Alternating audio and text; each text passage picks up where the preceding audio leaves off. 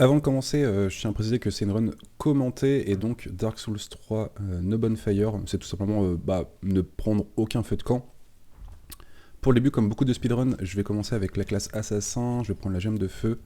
Classe assassin pour le sort espion, qui va être hyper intéressant pour skip pas mal de zones et éviter tous les dégâts de chute. Les petites règles, ça va être évidemment glitchless. Je vais quand même autoriser quelques exploits, comme le fait de profiter du fait de s'équiper, déséquiper de certains éléments pour bénéficier d'une régénération de vie plus rapide. Il y aura des petits skips avec le sort espion, mais je vais pas m'autoriser par exemple les stus cancel, je ferai pas de fall damage cancel. Voilà, ce genre de petites choses, je les refuse. Pareil, je sais que dans le speedrun glitchless, les runners freeze la P2 des princes. Ça, c'est quelque chose que je ferai pas, hein, je vais le faire legit, même si encore une fois, je vais bénéficier d'un petit exploit pendant le combat. Mais on verra ça un petit peu au fur et à mesure. Donc là, pour le début, je vais juste me déséquiper des fioles de mana, j'en aurai pas du tout besoin. Et donc, combat classique, hein, on va mettre plusieurs fois des attaques légères, on se place dans son dos. Bon là malheureusement je rate ma parade, donc autant dire que le combat commence mal, mais c'est pas très très grave. Donc là une parade, je vais pas le front stab, je vais juste lui mettre 2 R1, je vais attendre une autre parade qui va me faire juste après. Là je lui remets 2 R1, mais juste derrière, là pour le coup je le front stab. Là je lui mets 2 R1 en plus au moment de sa relève.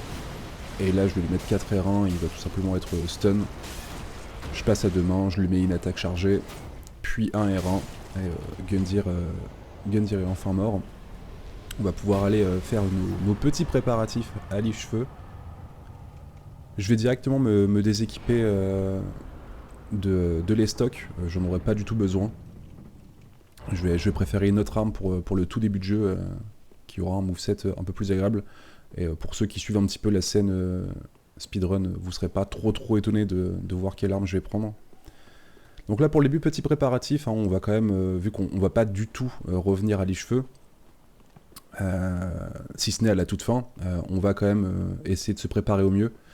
Donc on va récupérer des petits objets, notamment une braise.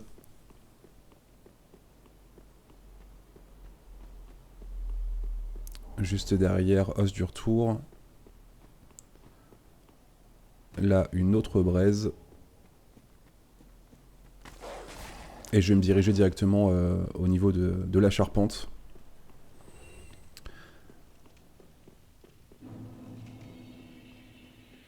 Après, ce que je trouve assez intéressant au débat, c'est qu'est-ce qu'on peut qualifier de glitch, qu'est-ce qu'on peut qualifier de triche. Parce que là, par exemple, après avoir ramassé l'arme, je vais faire le saut au niveau de l'arbre. Chose qu'on n'est pas censé faire, hein, mais je me l'autorise quand même. Pour notamment ramasser 3 os du retour. Mais surtout, ce qui va être beaucoup plus intéressant, c'est le fragment d'estus qui est ici. Puisque faire l'ensemble du jeu avec 5 fioles au lieu de 4, c'est quand même beaucoup plus confortable. Et également ramasser l'anneau du serpent qui va me permettre d'avoir plus d'âmes récupérées à chaque ennemi vaincu. Chose dont je bénéficiais sur chaque boss évidemment. Donc la fin des préparatifs, on passe voir la marchande. Je vais lui vendre tout ce qu'on a récupéré, donc les 2 braises, les 4 os, l'âme et mon estoc. Je lui achète la dague, l'épée courte et la torche. Maintenant direction André, je vais imprégner la dague en feu, ce qui permet de faire des coups critiques beaucoup plus importants. Je supprime ma fiole de mana puisque j'en aurai pas besoin, et j'améliore mes fioles d'estus, donc là je pourrais avoir 5 fioles tout du long. Et là je vais pouvoir prendre un tout petit peu de level auprès de la gardienne, donc 12 en vita, 12 en force. Les 12 en force c'est juste pour un prérequis, et les 12 en vita c'est tout simplement pour être un petit peu plus à l'aise si jamais il m'arrive des petits soucis sur la route. Donc là on a fini les préparatifs, et les cheveux on le reverra pas de sitôt.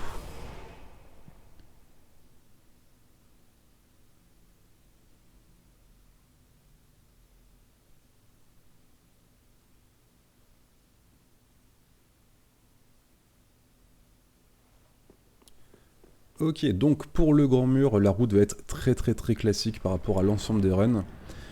Et je vais juste revenir sur le fait de m'interdire les quit-out. Ce qui est très très fort avec les quit-out en speedrun, c'est notamment skipper les phases d'animation de porte, et donc de garder un in-game time plus court. Mais ce qui est très très fort aussi, je trouve, avec le quit-out, c'est en fait de réinitialiser l'emplacement des ennemis. Donc si par exemple on a un chevalier qui nous traque, si on fait un quit-out, bah, en fait ça va le remettre à sa place initiale. Et ça, bah, du coup, sur une run comme celle-ci, ça serait, je pense, un peu trop fort. L'objectif, c'est bah, juste d'essayer de faire le jeu en one shot, donc c'est pour ça que je m'interdis les quit-out. Vous l'avez vu, j'ai tout simplement eh bien, raté le cancel de résine. Donc petit tour, petite perte de temps, mais en soi, encore une fois, c'est pas très très grave. Là, pour être plus safe, je passe à gauche plutôt qu'à droite. À droite, c'est forcément plus rapide, mais c'est le risque de me prendre quelques patates. Et bah forcément, sur cette run-là, chaque point de vie compte. Donc c'est quelque chose qu'on va vouloir économiser au maximum pour pas dépenser nos fioles trop tôt. Là, sans trop de soucis, on évite le Lothric Knight. Là, je ramasse les bombes et je me laisse tomber. Et ce qui est assez intéressant, c'est qu'en fait, si on se laisse tomber sur cette petite poutre, là où sont posées les bombes, on va pas prendre de dégâts de chute. Mais si on se laisse tomber directement depuis la plateforme en bois, avant de rentrer sur la poutre, eh ben, on va prendre des petits dégâts de chute. Donc, c'est pas vraiment comment c'est calculé, mais voilà, toujours bon à savoir. Donc là, je me permets d'économiser encore une fois quelques points de vie. Là, j'utilise espion. Là, du coup, je réussis à avoir le cancel sur les bombes. Toute petite économisation de temps, mais ça fait toujours plaisir. Là, je vais m'équiper des bombes et des résines de foudre pour plus tard. On doit évidemment passer voir Emma pour récupérer la bannière. Mais voilà, comme je le dis, pour le début, c'est vraiment classique. Ce qui va être intéressant, je pense, peut-être, sur ce genre de challenge, c'est la route employée, même si encore une fois c'est quelque chose qui est améliorable très très très fortement. Je reste amateur et je suis pas du tout au niveau d'optimisation de runner qui joue au jeu depuis plusieurs années. Et ce serait assez intéressant au final de voir avec les mêmes règles, on va dire, à combien de temps pourrait descendre la run. Même si, encore une fois, je trouve que le temps réalisé ici est assez correct. Bon, là, je prends malheureusement une baffe de la part de Vort. Je joue pas super bien. J'aurais dû esquiver, je pensais juste whiff le coup. Enfin, je pensais qu'il allait whiff, mais... Bref, bon, strat classique, hein, encore une fois, rien à dire. On reste dans son dos, on le spam. Là, il part sur ses charges, donc on va les éviter. Ce que j'aime bien faire avec Vort, c'est une attaque chargée au niveau de la tête pour le stun et ensuite lui mettre un front stab.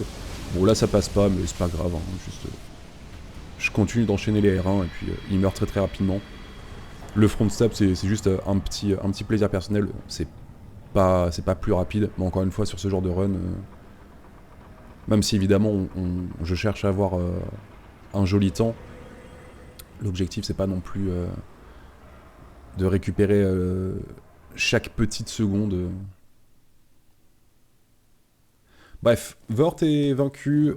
J'arrive donc au camp de mort-vivant. J'ai utilisé espion juste avant, vous l'avez vu, c'est juste pour faire ce saut là. Attaque sautée pour tuer les deux chiens instantanément et je récupère les deux crânes. Je vous le cache pas, les crânes élégants ça va être mon meilleur atout pour cette run, pour traverser certaines zones qui peuvent être très très très compliquées. Puisque vu que je retourne pas à l'Icheveux, au final ma barre de vie est pas très très grande et on peut vite mourir. Donc garder une route safe, c'est quand même plus agréable. Là j'aurais pu rush, mais je préfère encore une fois jouer safe et économiser mes points de vie. Donc je récupère les paquets de pain brûlés, ça me servira pour un boss. Et là, je vais directement me diriger au niveau des toits, là où il y a les petits esclaves. Et évidemment, vu qu'on repasse pas du tout par les cheveux, au final, récupérer les fragments d'estus et les fragments d'os de Morivant, ça me servira pas du tout, donc je vais clairement pas m'embêter avec ça. Donc la petite roulade pour éviter l'attaque, un petit saut, qu'on arrive à... Enfin, on arrive à cancel l'atterrissage en glissant un peu sur le mur. Encore une fois, on parle d'une demi-seconde, hein, mais c'est toujours agréable à avoir. Donc là, encore une fois, espion, je me laisse tomber tout en bas du gouffre. Et je vais décrocher le cadavre pour récupérer le bouclier béni. Ça va être le premier objet de soin passif que je vais récupérer. Qui va être très très très utile. Hein. Donc la régénération est vraiment très très lente, mais c'est toujours quelques points de vie de rendu d'une manière, donc on en profite. D'autant que ça ne coûte pas tant de temps que ça de le récupérer. Là, je vais directement m'équiper de la dague de feu, puisque je vais en avoir besoin dans vraiment pas longtemps. Et c'est là où la route va un peu changer. Je pense que encore une fois, c'est pas en termes de temps, c'est pas intéressant, mais c'est juste pour un boss particulier, une stratégie que j'apprécie. Mais ça, on verra ça encore un peu plus tard. Donc là, je descends, ce qui va permettre évidemment à Sigward, lui, de monter, puisqu'on va aller le voir juste après. Et là, j'ai le bon opener sur le chevalier d'Irithyll, donc je peux le parer. Et donc lui mettre le premier front stab. Et en se plaçant dans son dos, il va forcément toujours faire cette attaque-là, où il se retourne. Et là, du coup, bah, c'est vraiment parade gratos. Donc deuxième parade, et vu que la dague est imprégnée en feu, on fait plus de dégâts. Et donc en 2 coups critiques, il est mort. Et on a récupéré l'épée d'Irithyll. L'épée d'Irithyll, c'est vraiment l'atout principal de cette run.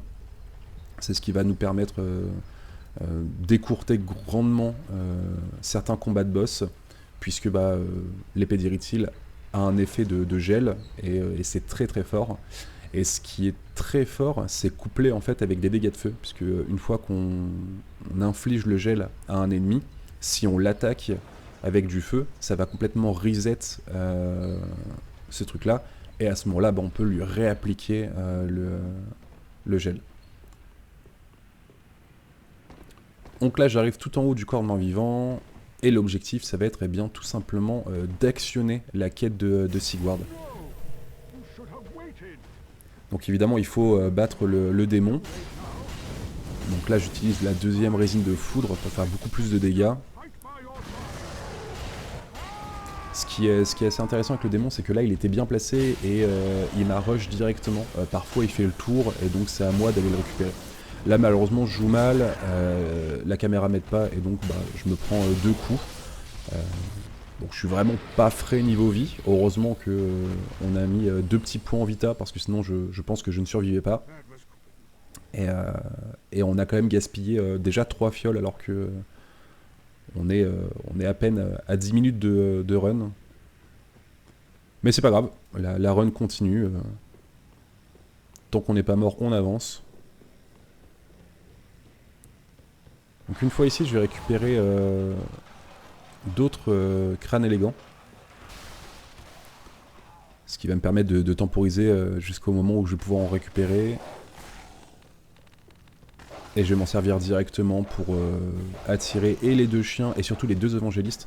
Les 2 évangélistes, en fait, c'est le plus gros problème sur ce petit bout de zone, parce qu'en fait, elles peuvent taper à travers le mur si on a malheureusement manque de chance, et peuvent nous faire tomber en contrebas, et à ce moment-là, c'est clairement la mort assurée. J'ai récupéré l'anneau de Flynn, un anneau qui booste nos dégâts si on a une charge d'équipement réduite. Donc ça va me servir sur 2 boss. Donc encore une fois, un avec une stratégie, je trouve, assez intéressante, mais ce sera pour plus tard. Et également l'anneau de Chlorantie qui nous permet d'avoir une meilleure régénération d'endurance. Qui dit meilleure régénération d'endurance dit meilleure course, et donc dit petit gain de temps. Et je vais juste remonter ici. Alors normalement, à ce niveau-là du jeu, ça arrive parfois que un mob de la zone décède, pour je ne sais quelle raison. Et très très très souvent, je récupère une fiole d'Estus. Bon là, malheureusement, ça n'arrive pas. Mais c'est quelque chose vraiment sur lequel on compte sur cette run. parce que c'est quand même très compliqué de pas faire d'erreur, et on n'est pas du tout sur du no-hit, hein. Donc l'objectif c'est quand même d'aller assez rapidement. Donc forcément, le fait de prendre des risques, c'est le risque tout simplement de prendre des dégâts.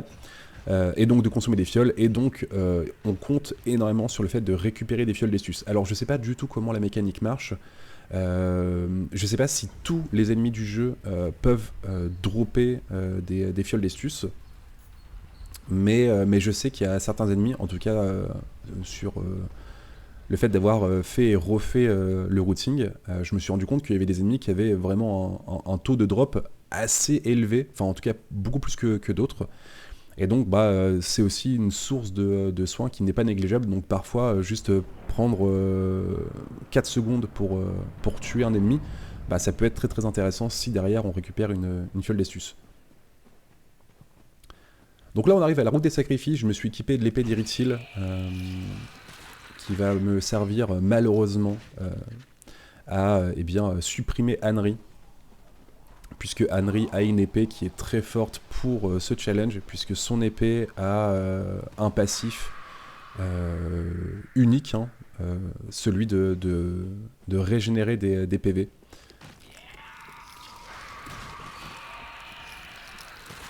Et donc forcément, c'est quelque chose qu'on convoite, donc malheureusement on va devoir tuer Anri. Encore une fois, pour ceux qui ont suivi un petit peu les catégories de speedrun, c'est une stratégie qui sera peut-être pas forcément nouvelle pour vous. Mais voilà, on attaque Anri, on utilise espion pour pas prendre de dégâts de chute, on lance une bombe de feu pour aggro les deux. Et là, l'objectif c'est juste de rester au niveau de cette falaise. On roule, et là Henry va juste glisser. Nous on a espion, donc on prend pas de dégâts de chute, mais elle malheureusement elle prend des dégâts de chute, et vu qu'on l'attaquait juste avant, eh bien c'est suffisamment de dégâts pour qu'elle meure directement. Et là-dessus c'est un peu le casino, quoi, dans le sens où là par exemple elle a été très coopérative, donc c'était hyper cool, mais par moments elle l'est pas du tout, ou alors c'est Horace qui va venir nous embêter. Mais bon, là j'ai eu de la chance, elle a rush direct, elle a sauté. Et en plus de ça, ce qui est cool, c'est que l'animation de mort a été rapide. Parfois, l'animation de mort est très lente. Et si par exemple Horace tombe en même temps, ça peut nous embêter encore une fois. Là, classique pour le speedrun, hein, j'ai récupéré les lames de mercenaires et l'anthracite de Pharaon. Ça nous servira exclusivement pour Soul of Cinder. Alors, pour les espèces de zombies crucifiés, là, je sais pas vraiment comment on est censé les appeler, mais bref, vous voyez de quoi je parle, j'utilise un crâne élégant pour l'attirer, puisque malheureusement, ils sont... ils peuvent réveiller le crabe. Alors, encore une fois, là, je sais pas vraiment comment ça marche. Je pense que là, j'étais un peu trop sur la droite. Malheureusement, j'ai été détecté par le crabe, mais généralement, il reste passif. Et donc, on peut récupérer l'écusson végétal sans souci. Alors là, le fait est qu'il est tout seul, donc c'est pas un problème, mais s'il y a le crabe qui vient vers nous, plus les gros monstres que j'attire avec le crâne nous suivent, parce que des fois les deux peuvent nous suivre, là pour le coup c'est très très très compliqué. Mais voilà, on a l'écusson végétal qui nous offrira une encore bien meilleure régénération de mana, et la tenue du chevalier fugitif qui nous offrira une meilleure protection pour traverser certaines zones. Et vous l'avez vu, j'ai aussi pris le temps de tuer un des ennemis dans l'objectif de récupérer une fiole d'estus. Bon, je l'ai pas eu, mais c'est pas grave, encore une fois, c'est pas une grosse perte de temps. Alors là, la stratégie pour le sage, elle est pas très très compliquée. On va juste essayer de lui faire un maximum de dégâts avant qu'il passe en P2. Donc là, l'objectif c'est de rester collé à lui pour avoir des parades. Bon, malheureusement, là, je me suis mal placé et j'ai pris le cristal, mais c'est pas grave, juste derrière il fait l'attaque qu'on peut parer, donc je lui mets un premier coup critique avec la dague de feu, et là je vais attendre une autre attaque que je peux parer. Voilà, ça va, il aurait pu être beaucoup plus coopératif et plus rapide, mais en soi ça va, il est pas non plus trop chiant.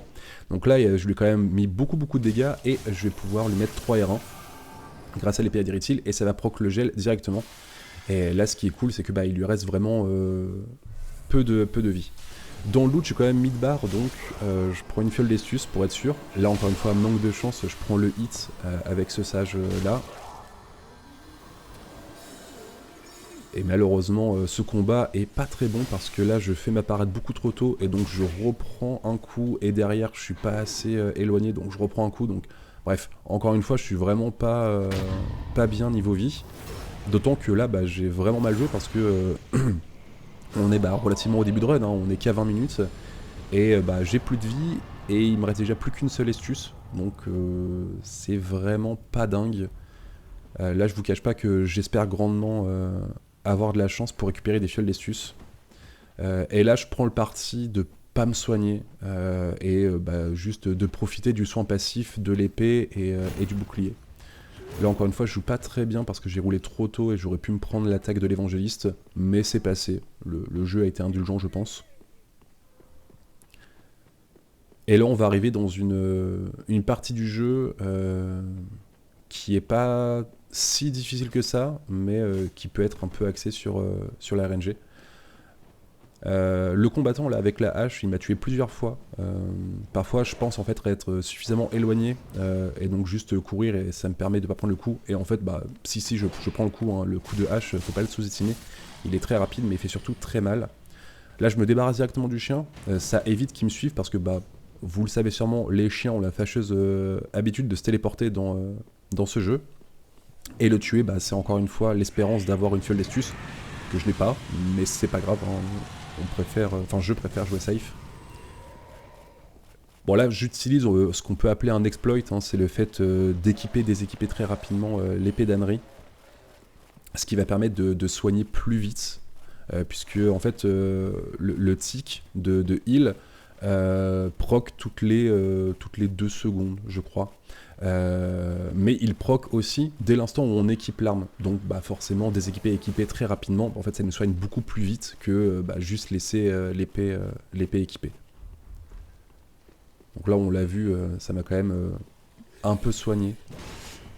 Donc là, pour le gardien des tombes, on l'évite, même s'il peut avoir des attaques assez embêtantes. Et alors, on espère qu'il ne nous suive pas.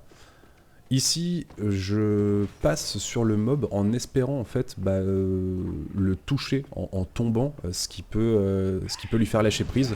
Et donc, forcément, il va finir au fond des abysses. Et c'est encore une fois un petit espoir de dropper une fiole d'estus. Bon, malheureusement, il n'est pas tombé, mais c'est pas très grave. Là, je veux supprimer ces mobs là, mais je pensais le tuer en 2 coups et au final il en faut 3. Donc je me suis pris une flèche derrière, c'était pas très malin de ma part. Là je préfère passer par les toits, j'utilise directement espion. Encore une fois, manque de chance, le petit esclave il arrive à me toucher avec sa sarbacane. Donc là avec espion on prend pas dégâts de chute, j'envoie un crâne pour attirer les 2 gardiens des tombes. Là encore une fois ça s'est joué à pas grand chose, hein, il aurait très bien pu me toucher. Je pense pas que ça me tue, mais ça m'aurait mis encore une fois un peu dans la sauce.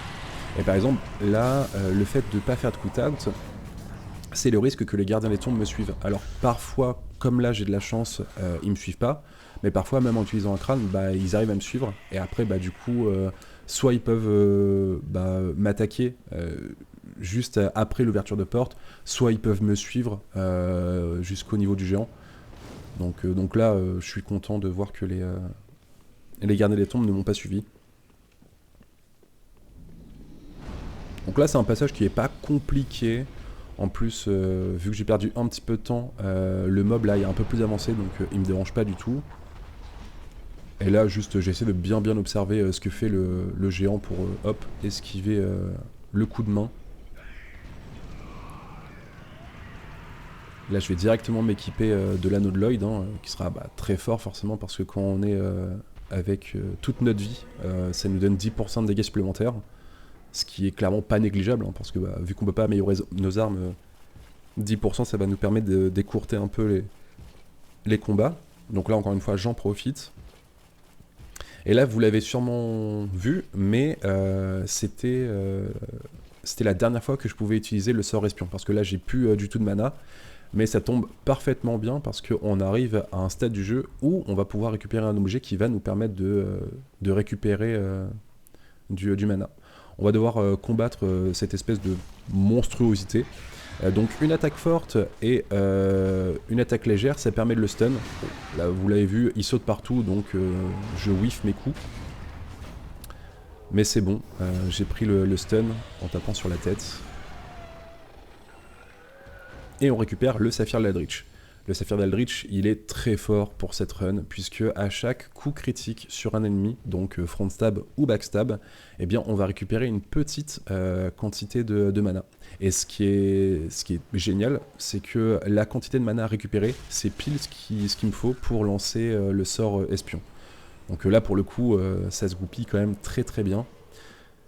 Là, je me fais envahir par Kirk, que je vais tuer, mais avant ça, je prends le temps d'éliminer les deux petits esclaves, pour être sûr qu'ils m'embêtent pas pendant le combat, et encore une fois, toujours dans l'espoir de récupérer des fioles d'Estus que je n'ai toujours pas. Donc Kirk, il faut faire très attention, parce que il fait très mal, faut vraiment pas le sous-estimer. D'autant plus que dans Dark Souls 3, si on prend un R1, bah on prend le deuxième. Hein. Donc s'il nous met 2 R1, il nous tue. Même si on est full vie, il nous tue. Donc on est passif, on attend que ce soit lui qui prenne l'initiative et nous on le punit derrière. Avec l'épée d'Irithil, ce qui est cool, c'est que bah, on peut le geler. Derrière, j'ai les bombes de feu noir pour faire un petit peu de dégâts, mais surtout reset le gel. Donc là, ce qui est très bien à ce stade du jeu avec Kirk, c'est que, outre le fait de nous donner son épée, qui va nous servir sur un boss, on va surtout récupérer 2 fioles d'Estus. Et ça fait plaisir, le fait d'avoir 3 Estus. Ça permet d'être un peu plus confort pour le reste de la run. Là, je vais juste profiter d'un des diacres pour lui mettre justement un backstab et récupérer juste ce qu'il faut de mana. Bon là malheureusement encore une fois je roule beaucoup trop tôt et je me prends une patate du chevalier de la cathédrale. Et là je suis en train de me dire que j'ai certes vraiment pas de chance sur cette run, mais en même temps je me dis que le nombre de fois où j'ai été vraiment au seuil de la mort, je m'en sors plutôt bien. Et au final ça permet de relativiser. Donc là pareil, hein, on profite du fait de s'équiper des équipés pendant l'animation de la porte, pour régénérer une fois de plus la vie.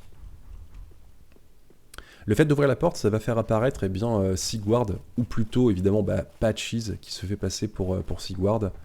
Les deux quêtes sont liées, hein, il faut forcément aider Sigward à passer le démon de feu pour que Patches arrive à ce moment-là. Donc là encore une fois, hop, grâce au diacre que j'ai backstab, je peux faire espion et tomber directement en contrebas.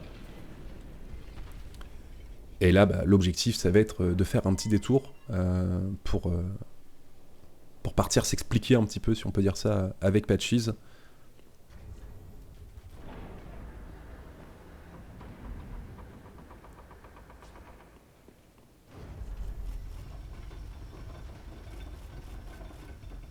Bon là, malheureusement, je mongolise un petit peu dans le menuing. C'est pas très très grave.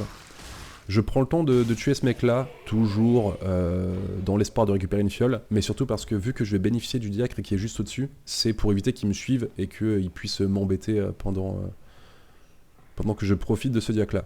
Ce diacre là, il est totalement passif, il attaquera jamais, et du coup j'en profite pour le backstab au point, histoire de pas le tuer et de récupérer grâce à lui suffisamment de mana. Donc je vais le backstab 4 fois. Et généralement je le laisse en vie. Mais là j'ai plus que la moitié de ma barre de vie. J'ai que 3 fioles. Donc je me dis autant le tuer. Encore une fois ça mange pas de pain. C'est peut-être l'espoir d'obtenir une fiole. Bon malheureusement ça n'arrive toujours pas. Hein. J'ai pas le gros bonheur. Là j'ai de la chance. Le mob, il me tourne le dos, donc il me voit pas arriver. Et là, en passant par la charpente, je vais pouvoir tomber et partir voir Patches. Je vais évidemment me débarrasser de l'espèce de grosse larve pour pas qu'il m'attaque pendant que je marchande un petit peu avec mon agresseur. Mais voilà, on lui dit qu'il sait qui on est, il s'excuse à plat de couture. Je vais lui acheter 5 résines de ténèbres et je vais bien racheter l'intégralité des crânes. Enfin, quand je dis l'intégralité, c'est l'intégralité des crânes que je peux porter parce que, évidemment, vu qu'on se repose jamais de feu, on va pas en récupérer. Donc, si par exemple j'en utilise 20, il y en a 10 qui vont partir dans le stock, mais je pourrais jamais les récupérer. Hein. Si j'arrive à court de crâne, ils vont pas repopper par magie.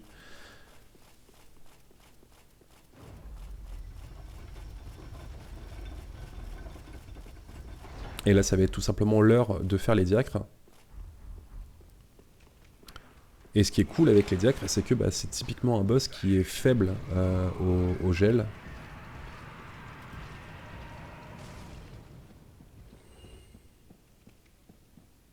Et les crânes élégants vont être très très utiles pour la phase 2.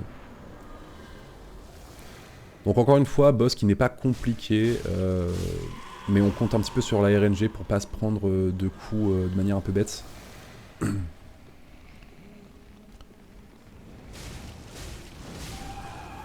Et quand je parle de coups un peu bête, bah, c'est justement le fait de se faire gank de cette manière. Ce qu'on espère aussi, c'est le fait que l'aura rouge n'aille pas sur un des gros diacres, parce que bah, ils sont plus longs à tuer. Et le fait de passer plus de temps à les tuer, bah, c'est le risque derrière de se prendre des coups de la part d'autres diacres. Donc là, je me cache un petit peu sur le côté de l'arène pour essayer de les attirer un petit peu pour désemplir l'endroit où va spawn l'archidiacre.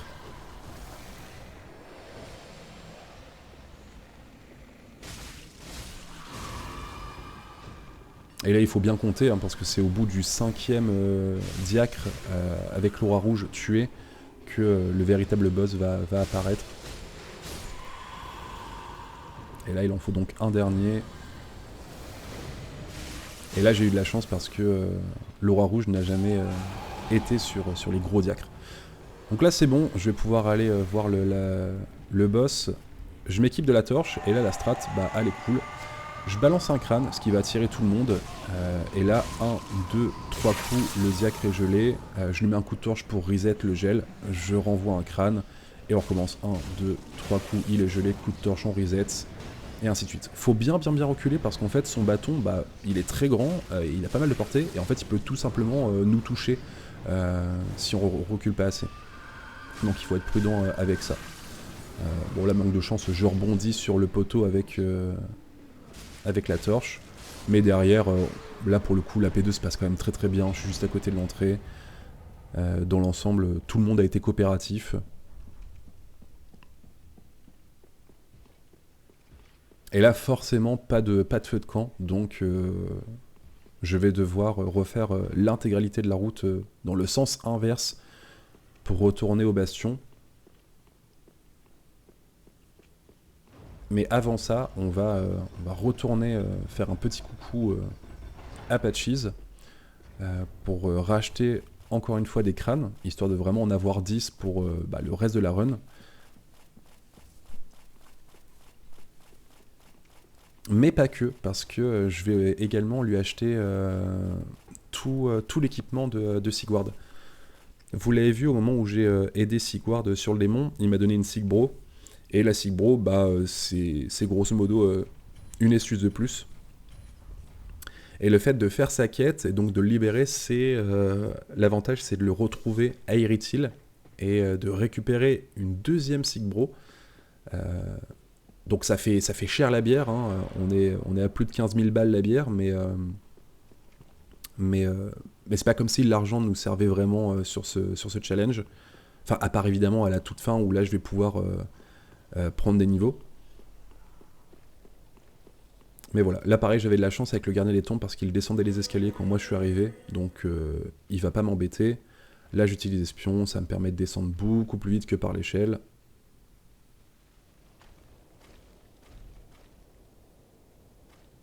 Et donc ce qui est cool, c'est que là pour le coup le retour est bien plus rapide que l'aller, vu qu'en passant par la grande porte et au niveau de l'échelle, bah, ça skip complètement la zone.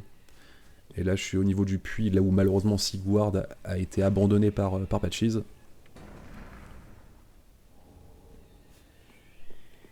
Enfin, je dis Patches, mais en soi, c'est juste Pat, je crois, dans dans Dark Souls 3. Je sais même plus. Alors ici normalement je prends pas le temps de tuer les ennemis, mais là je profite de les tuer pour encore une fois essayer d'avoir les astuces. Manque de chance, j'en ai toujours pas. Et ce qui est assez rigolo, c'est que là encore une fois on a bien vu le chien vraiment se téléporter juste devant moi. Donc là pareil on esquive bien la hache de l'ennemi. Et là, je vais me mettre à courir un petit peu en diagonale, parce que derrière, les ennemis ils balancent des couteaux. On vient d'en voir un justement. Et essayer de faire des diagonales, ça évite de se manger un couteau. Même si encore une fois, c'est pas des gros dégâts, mais ça m'évite de me mettre dans le menu et de spammer l'épée d'ânerie pendant que je cours. C'est pas un gros ralentissement, mais c'est toujours plus agréable de pas avoir à le faire. Et là pareil, je vais tuer les deux magiciens. Parce que lui en fait il peut me sniper en fait, tout comme le deuxième, si je manque de chance. Et accessoirement c'est encore une fois le fait d'avoir les doigts croisés en espérant avoir des astuces.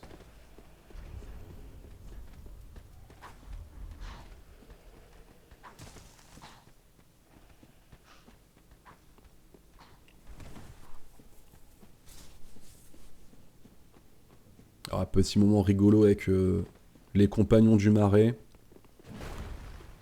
Normalement ils sont pas menaçants, hein. Tout le monde sait qu'ils ont l'habitude de jeter dans le vide. Évidemment je me chope une mauvaise RNG où le mec vient allègrement me bonquer le haut du crâne. Juste derrière il meurt et là je me dis bon petit karma il va me lâcher une astuce. Évidemment que non.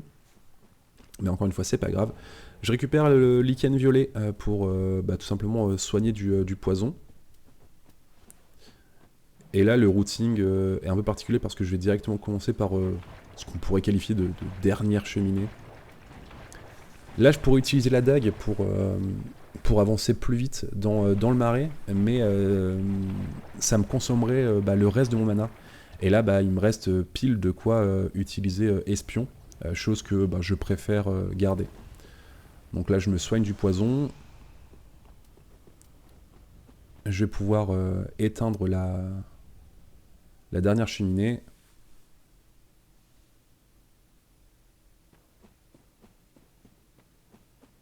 Je récupère les eaux du retour, parce que ça va être mon seul moyen de retourner à Lichefeu. Et là j'utilise espion pour descendre sans prendre de dégâts de chute. Et je m'équipe de la dague pour avancer. Bon là manque de chance, j'ai attiré un des gros monstres du marais. Mais c'est pas très grave parce qu'il va pas me suivre.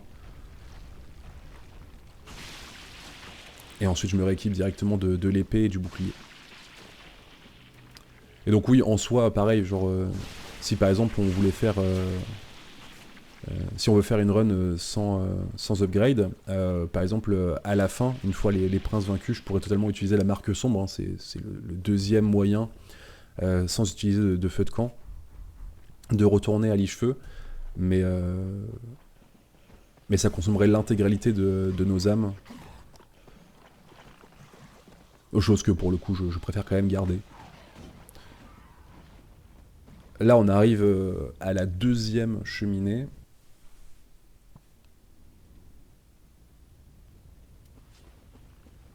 Et je vais évidemment prendre le temps de tuer ce grue là, parce que sinon il peut me suivre. Et vous connaissez la musique, toujours dans l'objectif d'avoir la chance de drop une astuce.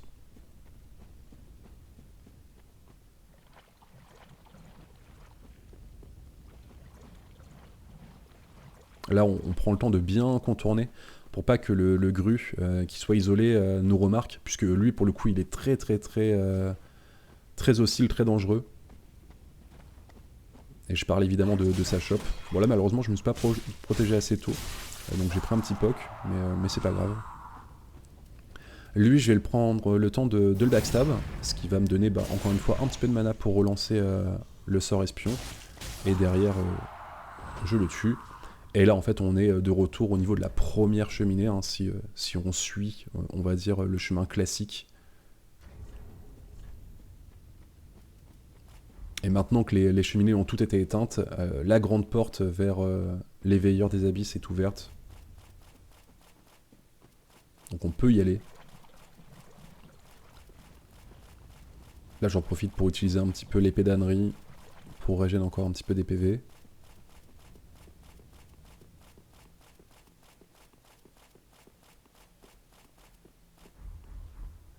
À ce stade du jeu, j'utilise un crâne. Là, je remarque qu'en fait, ils sont plus que deux. Le mage, on va dire, et le lancier.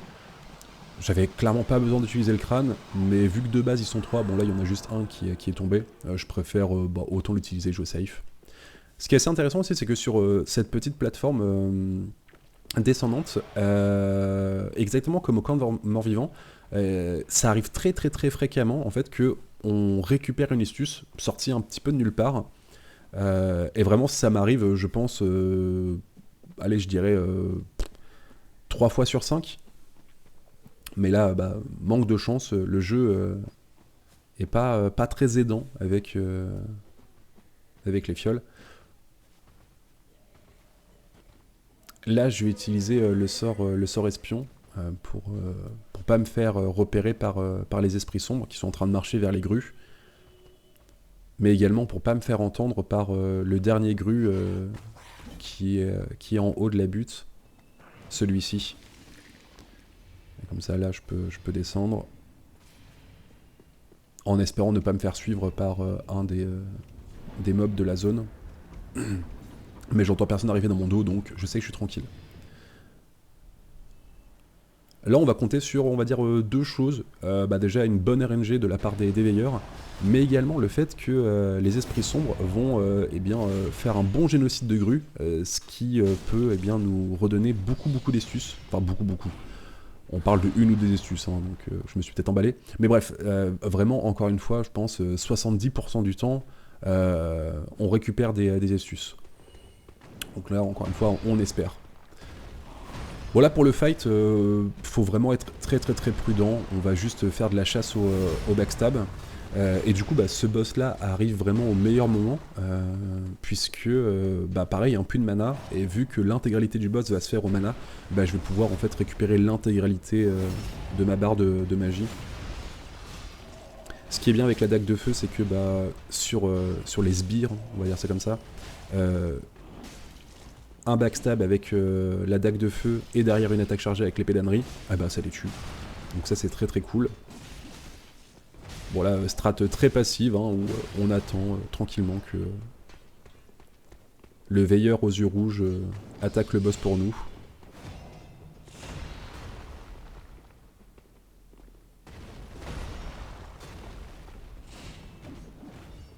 Et ouais, il faut bien avoir une vue large pour éviter de se faire surprendre. Donc on va éviter de lock le boss.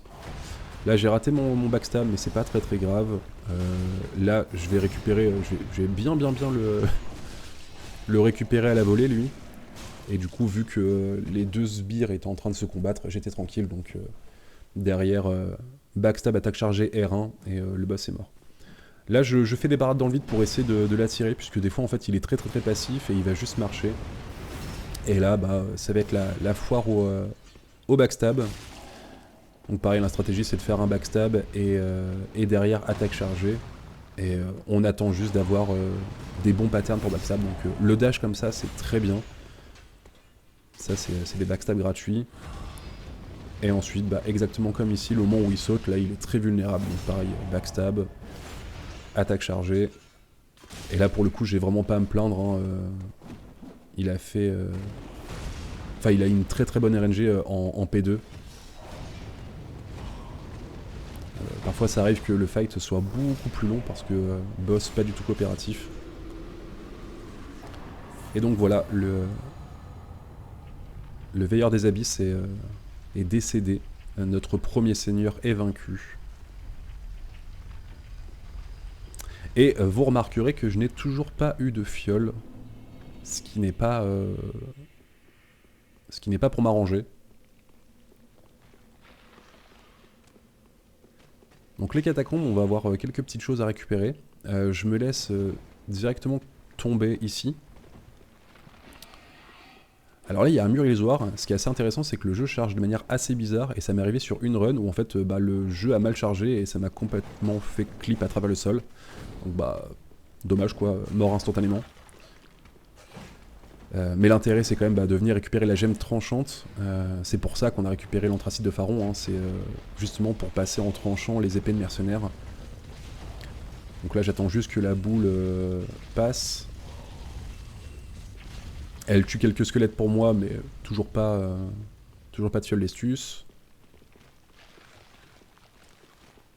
Ici je fais un petit crochet pour aller récupérer l'anneau Palin de Carthus. C'est un anneau qui nous rend invisible pendant les roulades. Bon, ça clairement c'est gimmick, on s'en fout. Mais ça nous donne 3 points dextérité. Et donc c'est un vraiment tout petit boost de dégâts. Mais je pense sans ça, je pourrais pas faire une stratégie bien particulière sur un des boss. Donc là, espion, je descends. Et là, je vais prendre le temps de tuer les rats. Parce que je vais devoir aller récupérer les cendres de gardien des tombes. Et si je tue pas les rats, c'est le risque qu'ils me suivent et qu'ils me bloquent. Et ça m'est déjà arrivé de mourir bêtement à cause de ça, en voulant aller trop vite.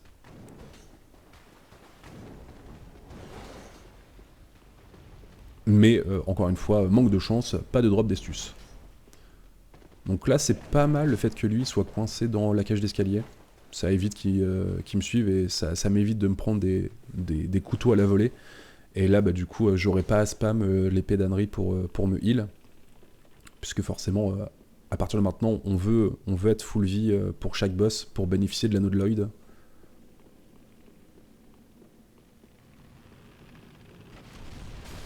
Là, je prends le temps de casser le pont, mais en vrai, il n'y a pas du tout besoin. Hein. Et donc là, je vais totalement enlever mon équipement, équiper l'anneau de Flynn, bague de feu et l'anneau de Carthus. Et voilà, je garde exclusivement l'épée d'Anri. Donc là, on est un peu en mode glace canon. Donc la stratégie, c'est juste un paquet de pain, attaque forte. On enchaîne directement avec une attaque forte, mais pas chargée au max. Et là, on lui met 1, 2, 3 coups avec la résine. Elle disparaît assez vite. Et là, on va continuer. Et là, je sais qu'il manque que un R1. Alors là, j'ai voulu attaquer, mais il a mis un coup de pied. Bon, c'est pas grave. Et là, un R1, l'anneau se brise. Et là, je vais pouvoir bien le terminer très rapidement. Hop, le dernier anneau est brisé. Je rééquipe immédiatement l'anneau du serpent pour bénéficier d'un boost d'âme.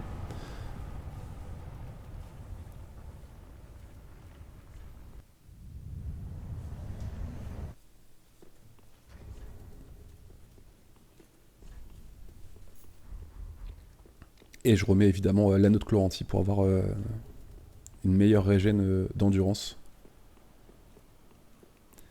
Bon, et là, on arrive dans une zone que je redoute. Il y a vraiment 2 zones à traverser que je redoute dans le jeu, et ça, c'est la première. Très dangereuse, hein. Faut vraiment avoir des lignes bien dessinées. Parce que si on s'amuse à faire des petits détours, si on n'est pas précis dans nos déplacements, si on n'est pas précis dans la régène d'endurance, en fait on peut très très vite se faire casser la figure par l'ensemble des habitants d'Irithil.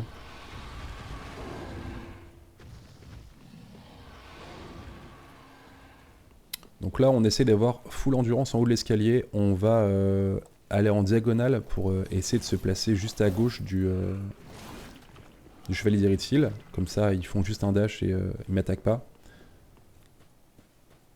Là en cours on régène un petit peu, ici pareil on essaie d'être full endu, et là on va passer bien à gauche. Le risque c'est que lui, le sorcier, nous fasse une espèce de shop, où là faut bien rouler. Et là pareil, les 2 chevaliers ici sont extrêmement dangereux. Il y en a un qui est passif, il y en a un qui fait un dash, donc ça c'est cool, ça se passe bien. La meilleure option c'est quand les 2 incantent leur espèce de magie noire.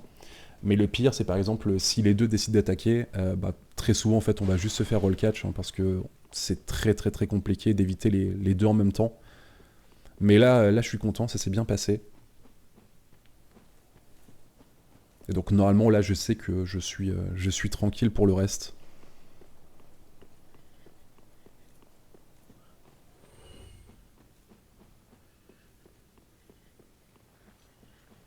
Là pareil, je pourrais me laisser tomber sur la gauche, mais c'est le risque qu'en tombant, un des zombies invisibles là me tombe dessus et me fasse une chope, et clairement ça one shot.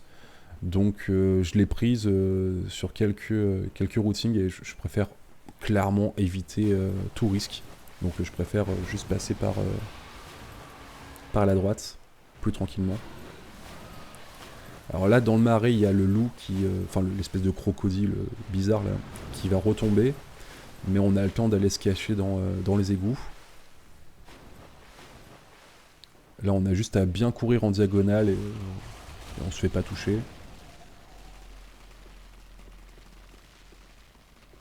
Et donc là, au niveau des cuisines, eh bien, on va retrouver notre ami Sigward,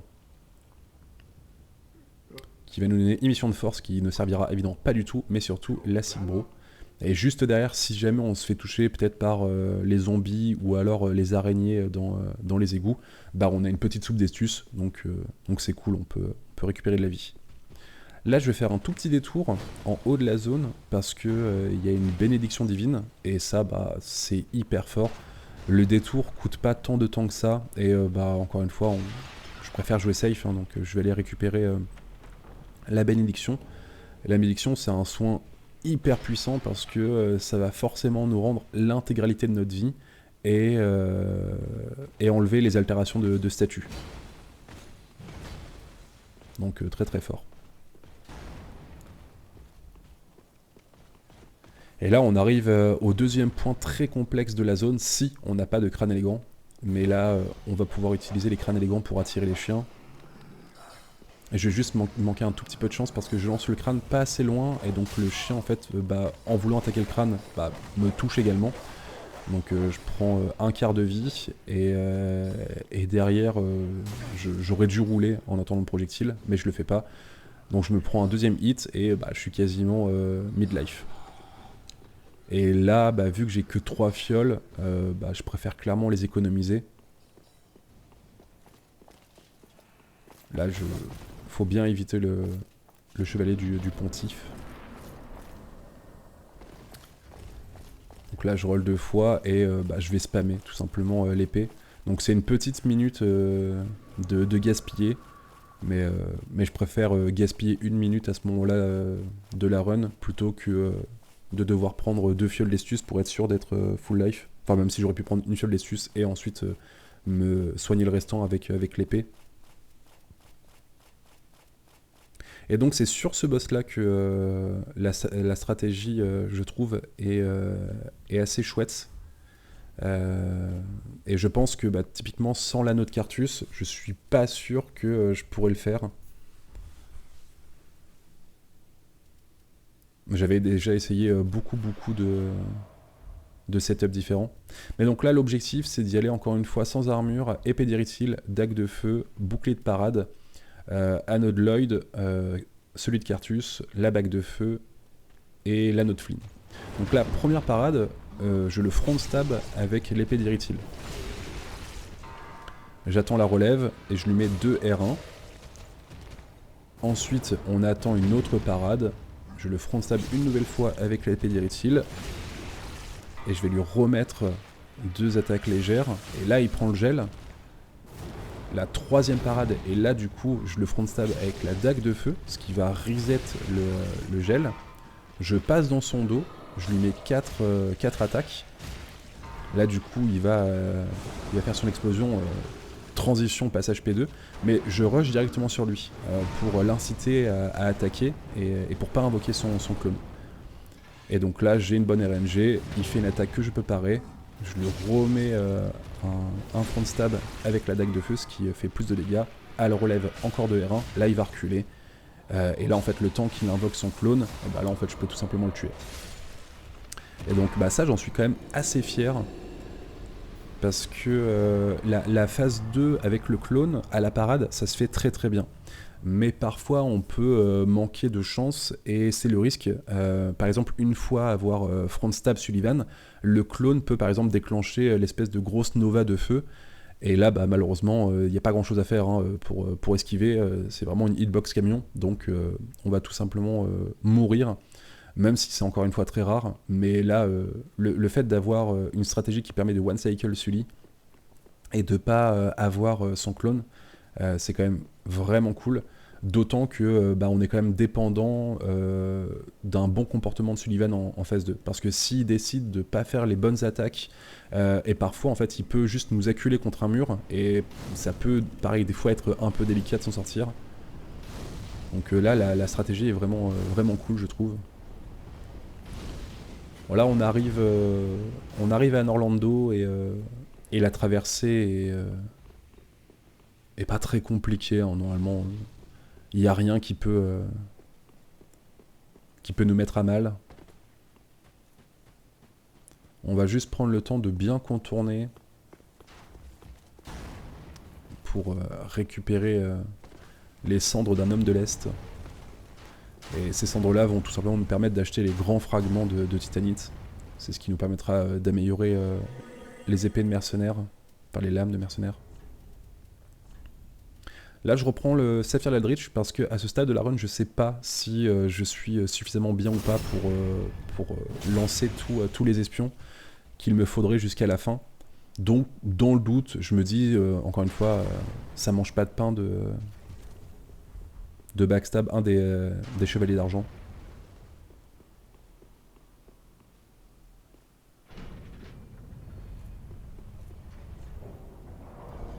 Donc là, on est tranquille et j'ai déjà mon setup pour Aldrich.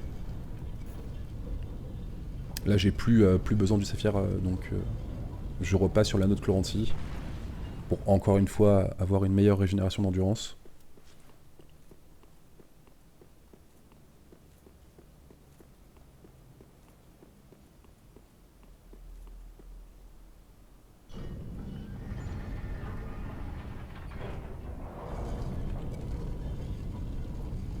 Et on remonte tranquillement.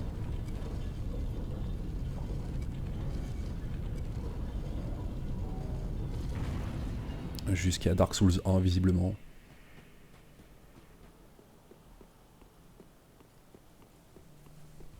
Alors sur l'allée, les chevaliers là ils sont vraiment pas embêtants, hein. Lui il s'esquive très très bien et celui à l'épée sur la droite est suffisamment éloigné avant qu'il arrive sur moi, donc c'est pas une menace.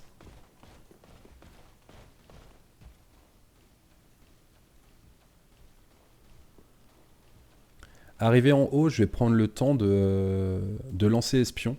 Alors en soi, j'aurais pas à le faire parce que le sol est similaire à ce qu'on a dans le DLC 2, les espèces de cendres qui annulent tous les dégâts de chute. Mais mon saut est pas forcément précis et c'est le risque en fait de tomber sur le coffre. Et malheureusement, bah, si je tombe sur le coffre, bah, là je prends tous les dégâts de chute, donc ça me coûte encore une fois vraiment pas grand chose d'utiliser le sort espion, donc je préfère le faire. Alors là, Aldrich, je vais faire en sorte de complètement empêcher le boss de se téléporter. Parce que c'est chiant, genre moi je déteste le courir après. Pareil, il faut être précis dans ses timings, parce que sinon en fait on peut choper soit par exemple les petits projectiles, et ça peut nous gratter des dégâts, c'est chiant. Il peut surtout faire les flèches en phase 2 qui vont complètement nous traquer, et ça c'est très compliqué. Même si en soi, par exemple, tout au bout de l'arène, alors derrière moi en l'occurrence, si on va se mettre entre les deux poteaux, les flèches ne peuvent pas nous atteindre. Mais même si on est en sécurité, bah derrière il y a quand même les espèces de grosses boules rapides qu'il peut envoyer, les patterns de justement Gwyndolin de Dark Souls 1 pour ceux qui se souviennent. Mais voilà, je préfère jouer un combat un peu plus long et perdre en vitesse de dégâts, mais être sûr de gérer le boss comme j'en ai envie, et donc de pas aller justement courir pour le récupérer et le chercher. Donc là il y a plusieurs patterns où souvent je mets juste 2 coups d'épée et ensuite je me recule pour attendre. Ça, faut faire attention à cette attaque là parce que bah, vraiment hitbox camion, donc faut bien rouler. Et voilà, 2 R1. Ça, c'est une des meilleures attaques parce qu'en fait il monte et là j'ai vraiment le temps de mettre 4 R1, donc ça permet de mieux le DPS. Et sinon après, bah, il y a une des attaques où je peux mettre que un R1. Je pense que si je suis trop gourmand, il s'en va directement. Donc là, on arrive au moment où il passe en phase 2.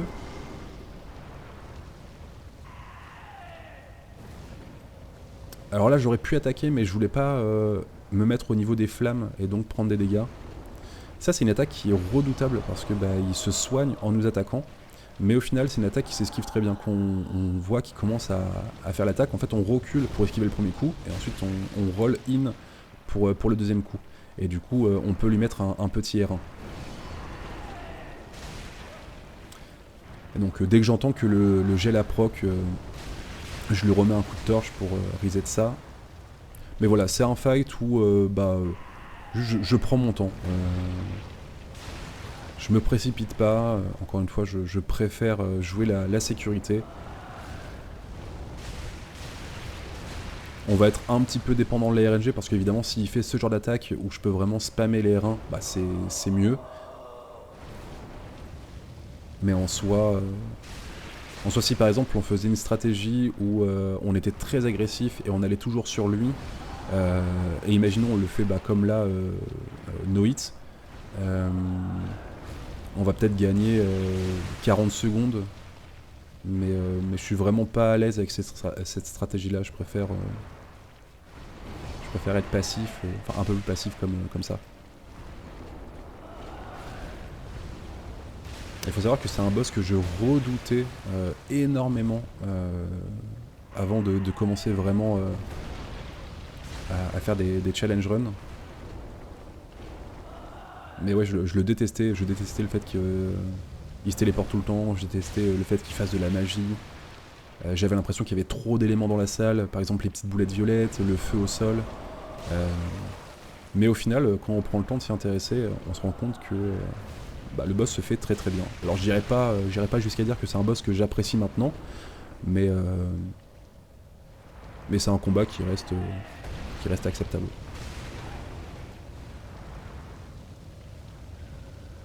Alors là, c'est peut-être un des combats les plus longués, hein, parce que forcément, je peux pas être agressif. Hein, je dois attendre de voir ce que lui il fait pour moi le punir derrière. Et là, donc, je sais que quoi qu'il arrive, voilà, je vais pouvoir l'attaquer. Donc là, je vais prendre des dégâts de feu, mais c'est pas grave, parce que je sais que derrière, je le tue complètement. Et puis, au vu de la vie perdue, c'est vraiment pas dérangeant. Je vais juste faire un crochet à l'étage pour aller récupérer mon troisième et dernier objet de soin, passif, l'anneau de la princesse. Et je crois que l'effet de régène est égal à celui de l'épée d'Annery. Donc là, ce qui est cool, c'est que entre l'épée d'Annery, l'anneau et le bouclier béni, ma régène est quand même plus rapide, même si encore une fois, on va pas voir la barre de vie grandir à vue d'œil, mais voilà, c'est un peu plus rapide. Alors maintenant, pareil, on va pouvoir se diriger jusqu'au donjon, puis la capitale profanée. Et là, en soi, je pourrais continuer pour ouvrir la grande porte, mais il y a une autre araignée mutante qui est sur le passage. Et pour le coup, je préfère pas tenter le diable. Donc pareil, encore une fois, je joue la sécurité. Je fais le tour, ça gaspille du temps, mais au moins je sais que je préserve mes points de vie.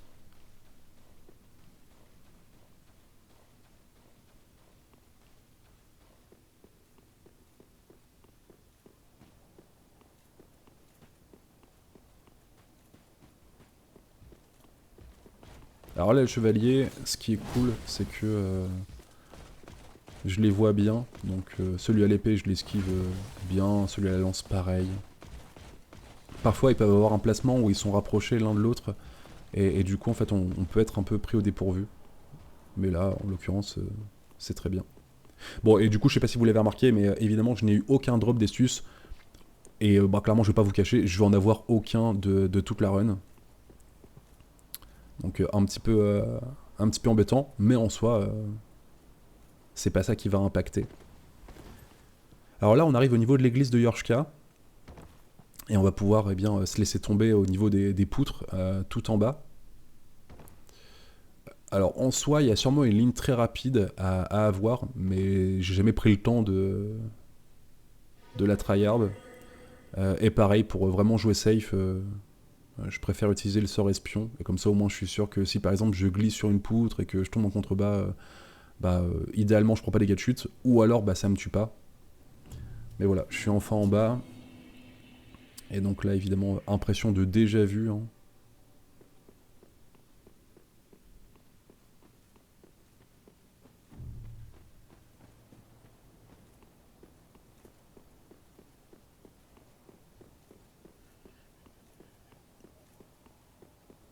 Alors là, c'est un moment un peu particulier parce que vu que je suis déjà passé par ici, il y a vraiment tous les mobs qui ont été un peu activés, qui ont pu faire leur vie.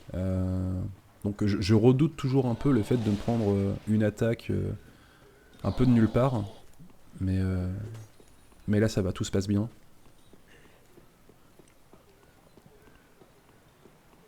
Et encore une fois, de retour dans le marais. Et là, le crocodile va être de nouveau activé. Et en soi, je sais que je peux atteindre le manoir sans me faire attaquer. Mais franchement, c'est hyper risqué parce que s'il me court dessus et que il me chope, juste, il me tue totalement, hein. Donc, je préfère encore une fois attendre. Et voilà, quand je vois la fumée apparaître, je sais que c'est parce qu'il est en train de disparaître. Et là, je sais que je suis tranquille pour aller jusqu'au manoir.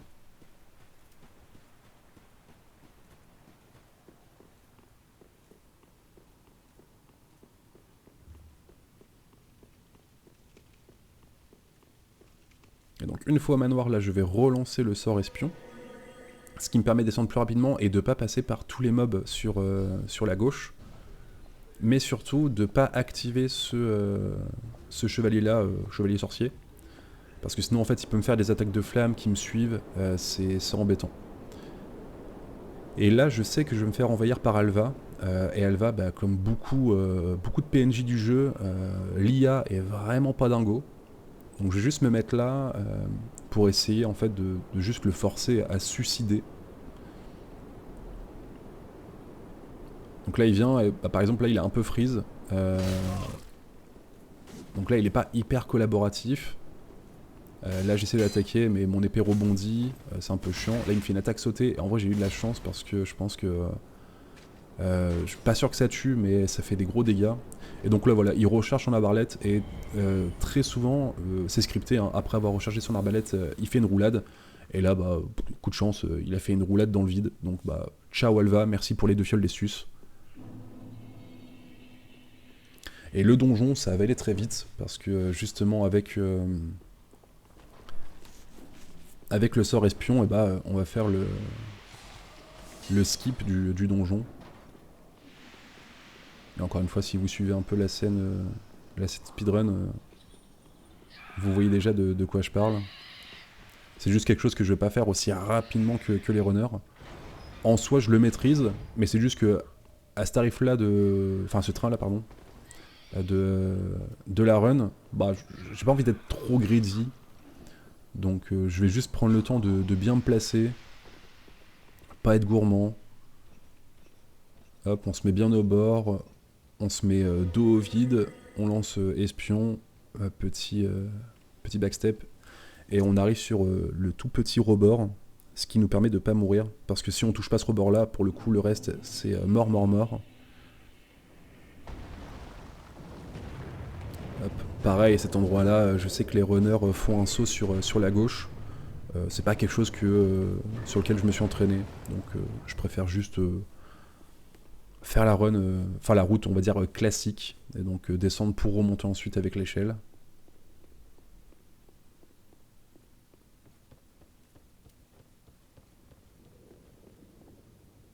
Voilà, un peu embêtant ce passage, hein, parce qu'on descend pour remonter, pour redescendre. Même si encore une fois je sais qu'il y a un petit skip, mais qui est très compliqué à réaliser. Donc je ne m'amuserai pas à faire ça. Voilà, faut juste faire gaffe aux boules de feu là, qui nous snipe. Mais voilà, avec espion là, on peut très vite se laisser tomber. Et donc au final, depuis le début du donjon, c'est une route qui va très très vite.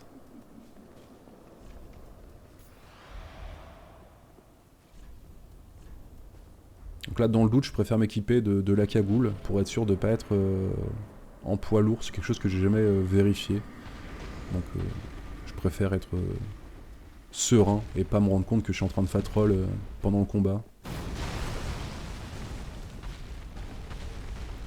Alors là, il m'arrange pas parce qu'il mongolise un petit peu sur le poteau et ça m'angoisse un peu.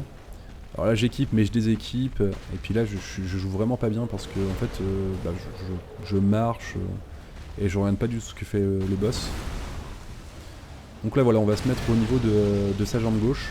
Et l'objectif, c'est de déclencher une attaque. En fait, il va écraser son arme au sol. Voilà, cette attaque-là.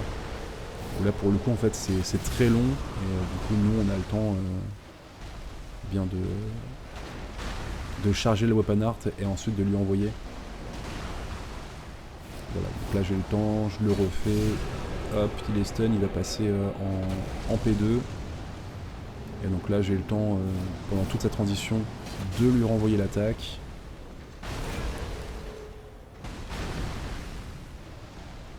Et là, pareil, on se remet au niveau de la jambe gauche. Il refait son attaque. Je lui remets le coup. Il est de nouveau stun. Et là, eh bien, on va pouvoir tout simplement envoyer la dernière salve. Et eh bien, on est à 3 seigneurs sur 4. Il ne restera plus que les princes. Donc là, Emma nous rappelle à elle, hein, elle nous invoque directement eh bien, au grand mur de l'Autrique.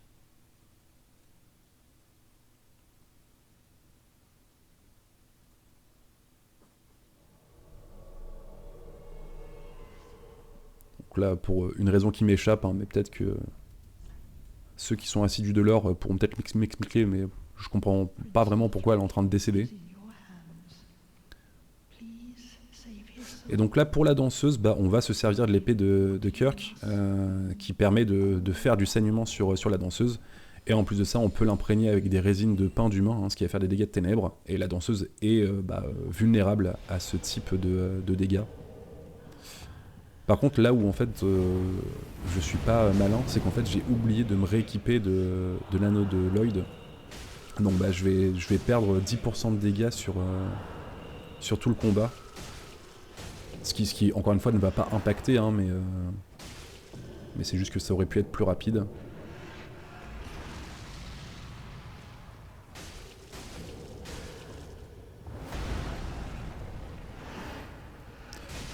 Donc je sais que c'est peut-être mieux de faire ce combat de boss sans le lock. Ça permet de mieux strafe les attaques et de punir de manière plus agressive. Mais je suis pas à l'aise avec cette façon de combattre. Moi, je suis vraiment un vieux gars du log, donc je préfère jouer comme ça. J'aime bien rester collé à elle sur sa transition P2, mais là, vu qu'elle était collée au poteau, parfois elle peut partir du mauvais côté, et du coup ça peut complètement ruiner le truc. Donc là, j'ai préféré encore une fois jouer la sécurité et m'éloigner. Alors quand elle fait cette attaque là, c'est trop bien, parce que moi ça me permet de me rebuff derrière, hein, de remettre une résine.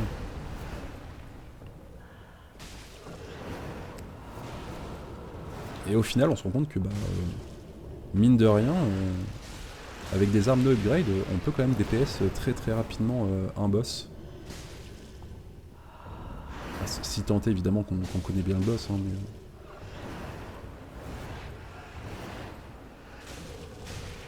Donc là, le bleed reproc une fois. Hop, elle refait son attaque. Donc dans le doute, je m'éloigne. Enfin, il faut s'éloigner dans tous les cas.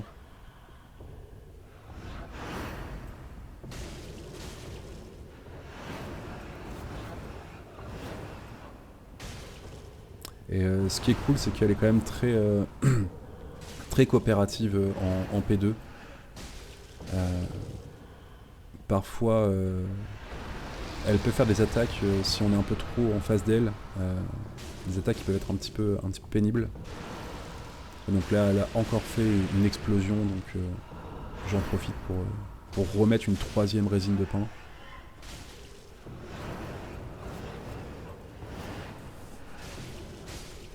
Et le boss est vaincu.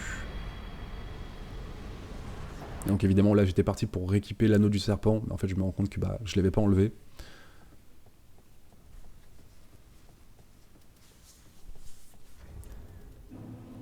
Et là du coup c'est cool parce que j'arrive au château de Lautrec et en fait même si la run partait quand même très très mal, j'ai toutes mes fioles, j'ai mes 2 Sigbro et j'ai la bénédiction divine.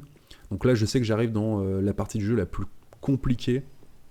Donc j'équipe directement la Sigbro et la bénédiction pour les avoir en accès rapide. Et là il me reste 6 crânes élégants qui vont tous servir.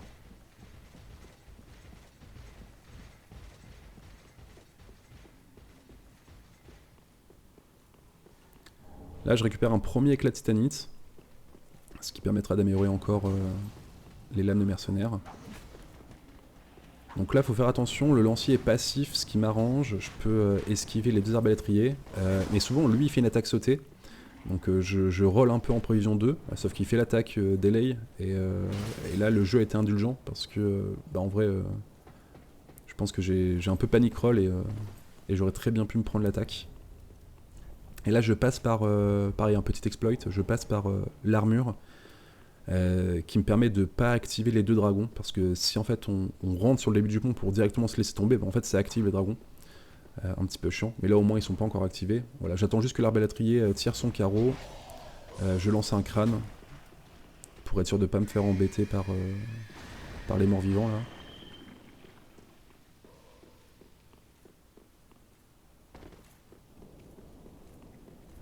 Donc là les dragons s'activent, mais ça me laisse clairement le temps de passer sans encombre.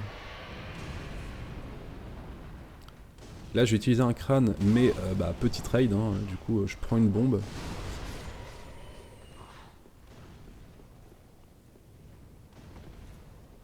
Et donc là ça va être le moment un peu malaise de la run.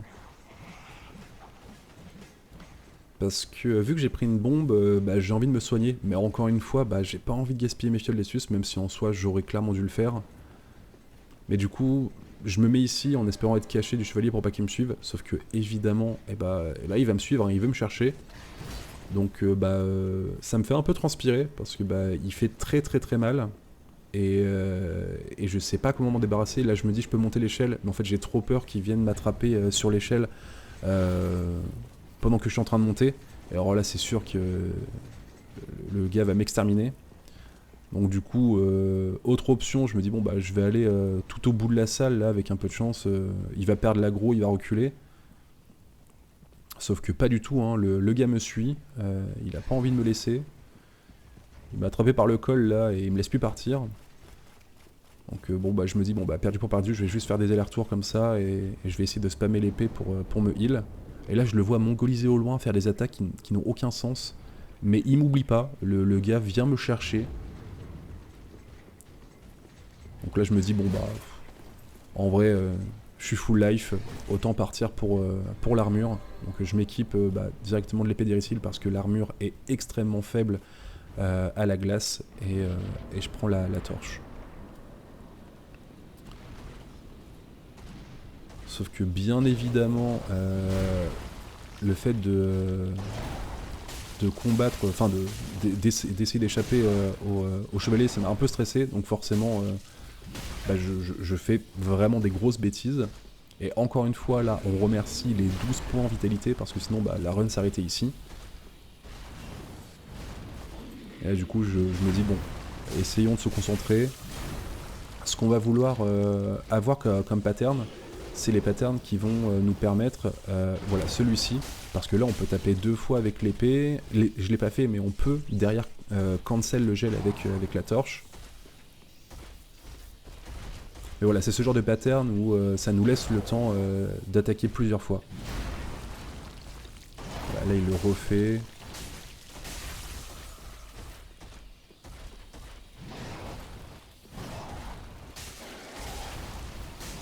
Là c'est son passage P2, donc pareil là on peut l'attaquer hein, sans trop de soucis. Faut juste bien timer la roulade. Voilà, ça c'est un autre pattern que je veux. Et là donc ce qui fait toute la difficulté pour moi de ce combat, c'est les espèces d'arbres morts, papillons, je sais pas comment les appeler, mais bref, qui sont dans le ciel et qui vont attaquer avec le boss. Et donc ils ont 3 attaques, hein. Ça va être soit les lasers qu'on vient de voir 2 fois ici, soit les petites boules, ou alors celui que je redoute le plus, la grosse orbe de ténèbres là, qui a une très grosse hitbox et qui peut vraiment nous mettre à mal. Donc on peut se repérer au son, mais je connais pas assez bien le boss pour faire ça. Donc moi ce que j'ai tendance à faire, c'est juste en fait dès que j'entends les papillons s'activer, aller à l'autre bout de l'arène, tout en gardant un visuel sur l'armure, pour pas me choper d'attaque à distance, notamment l'espèce de slash d'air là, je sais pas vraiment comment l'appeler.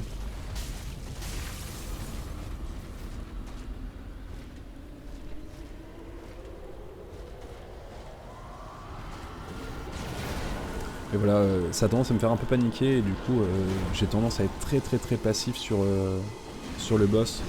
Donc c'est un combat qui est vraiment pas rapide. Enfin en soi il est pas long, mais c'est juste que il pourrait être bien plus rapide si je connaissais vraiment bien le boss. Et si je me permettais d'être plus agressif. Parce que je pourrais très bien être plus agressif sans faire de prise de risque, hein, à partir du moment où on connaît bien le boss. Donc là typiquement j'entends la grosse boule arriver et je me sers de la fontaine.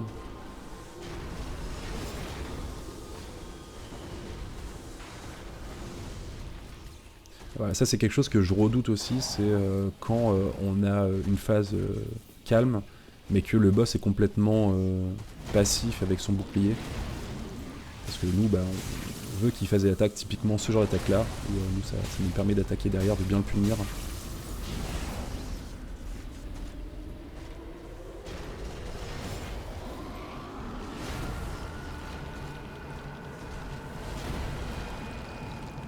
Alors pour la toute fin du fight, je vais être très greedy parce que je vois qu'il a vraiment plus de vie et du coup je vais vouloir l'attaquer. Alors là par exemple j'ai failli mourir avec la grosse boule, hein. Ça c'est je pense à pas grand chose. Sauf que là je me rends compte que j'avais pas à reset le gel. Donc en fait j'attaque plusieurs fois en espérant que ça le tue et ça finit par passer. Mais voilà, bon le fight est vraiment pas beau, mais le principal c'est que ça passe. Je vais juste faire un petit détour sur la droite pour aller récupérer un autre éclat de titanite. L'objectif c'est d'en récupérer suffisamment pour passer les lames de mercenaires en +8.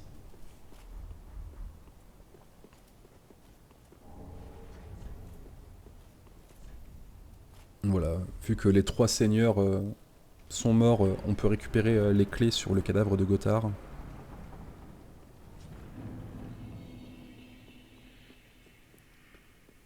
Et là on arrive dans la dernière zone du jeu à traverser et c'est probablement une des pires.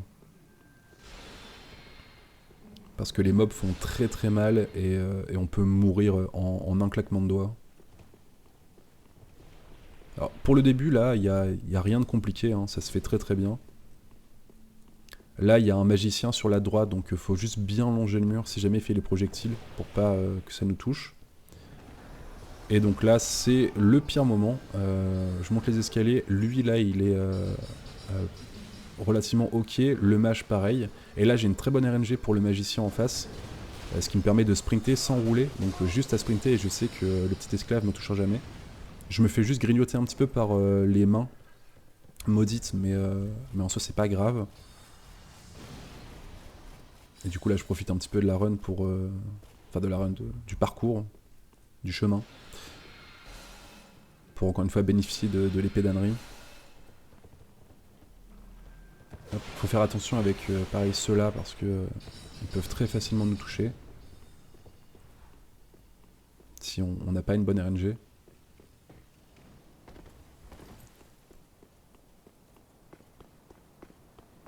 Donc là, on l'a vu plusieurs fois dans la run. Il y a plein de fois où j'étais vraiment proche de mourir, et là, je vois que je suis pas full life, donc je me dis, je préfère me mettre full vie. Et en fait, je vais me rendre compte que, exactement comme pour la danseuse, j'avais pas du tout équipé l'anneau de Lloyd pour le combat de l'armure. Et du coup, je me dis, dommage, parce que ça aurait pu écourter encore un peu le boss. Donc là, la gargouille, il faut faire gaffe. La meilleure RNG, c'est tout simplement le fait qu'elle fasse un dash, et elle va tout simplement se jeter dans le vide. Et là j'ai récupéré du coup 3 éclats de titanite. Mais il faut faire attention parce que la gargouille peut nous suivre. J'ai lancé un crâne pour pas que les deux petits esclaves me suivent.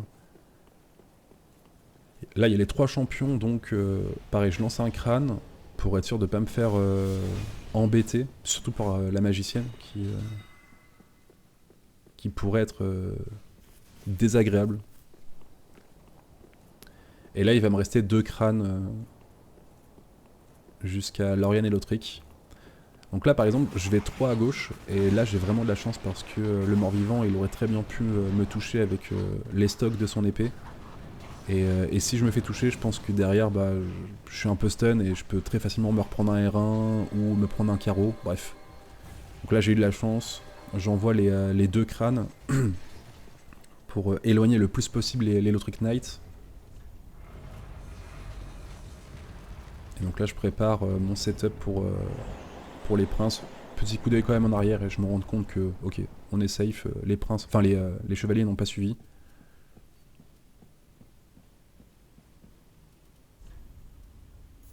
Donc là, je cherche les petites optimisations. Donc je mets quand même l'anneau de Cartus puisque ça rajoute 3 points d'extérité. Et je remarque que je suis pas en fat roll si je prends l'épée d'Anri plus le bouclier béni.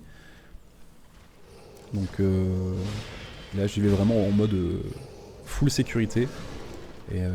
Mais ça va, j'enclenche le combat de manière très sereine.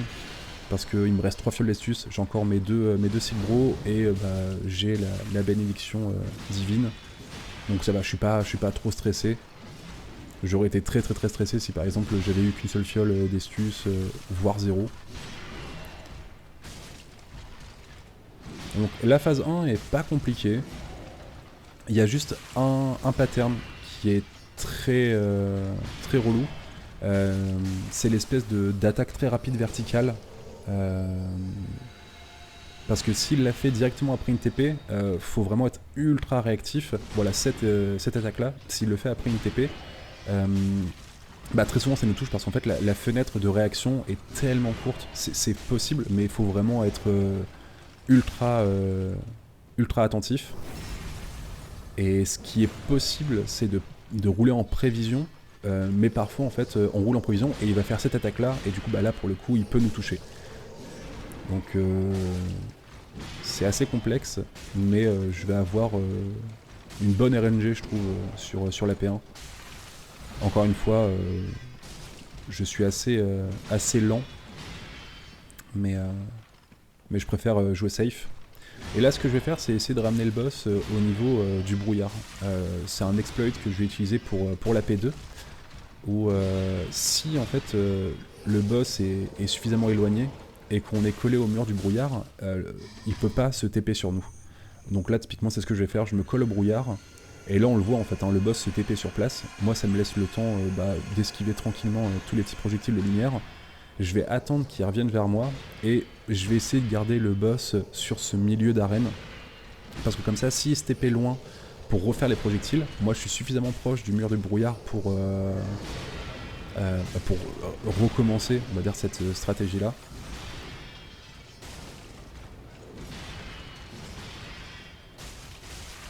Et là par exemple je sens qu'on s'éloigne petit à petit, chose que j'aime pas trop. Donc là par exemple il recule loin, donc je vais pas aller le chercher. Je préfère justement revenir au niveau du mur du brouillard en attendant qu'il revienne vers moi. Donc là je m'y attends, mais oui il va forcément faire les projectiles de lumière. Mais en soi, c'est pas grave parce que là, je sais qu'il est loin, il va pas se taper sur moi. Je peux exactement comme sur le début de la P2 recommencer. Et là, du coup, il revient vers moi et là, ça me convient mieux. Bon, pour l'instant, les dégâts sont vraiment pas présents sur l'Autric. Mais c'est pas très très grave.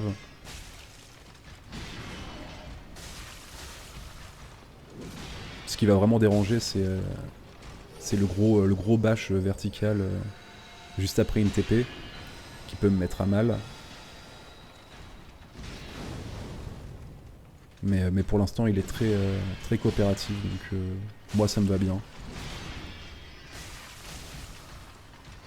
Et là, je suis dans un bon setup, hein, parce que je suis vraiment proche du brouillard, et s'il se TP loin pour faire les projectiles, bah, je peux retourner me coller au mur.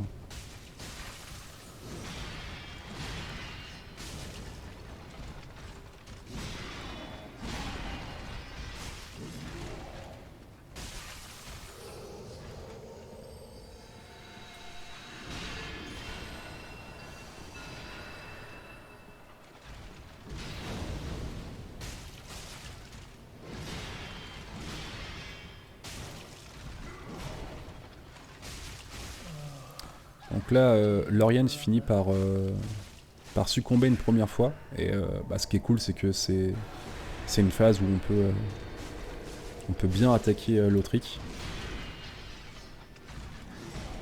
Donc là, moment un petit peu hasardeux où j'ai perdu le lock à cause de la caméra, mais heureusement ça n'a pas impacté le fight.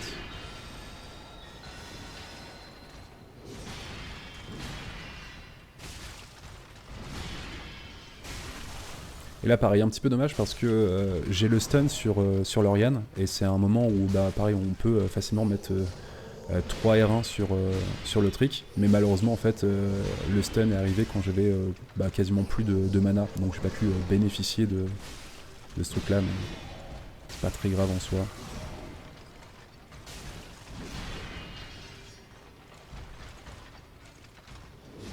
Bon là j'attends vraiment bien qu'il fasse des attaques que je puisse punir. Je vais pas m'amuser à taper si le boss fait rien. Je tape toujours en punition 2 et jamais en attente 2. Donc voilà, là Lauriane est tombée une deuxième fois et ça sera la dernière puisque voilà, les princes sont enfin vaincus. Et pour le coup, le fight était peut-être un peu longué, mais en vrai, ils ont vraiment été hyper coopératifs. Donc rien à dire, hein, j'ai pas du tout eu besoin de me soigner, j'ai pris aucun coup hasardeux. Et donc là, bah, c'est le moment de retourner à Lichefeu.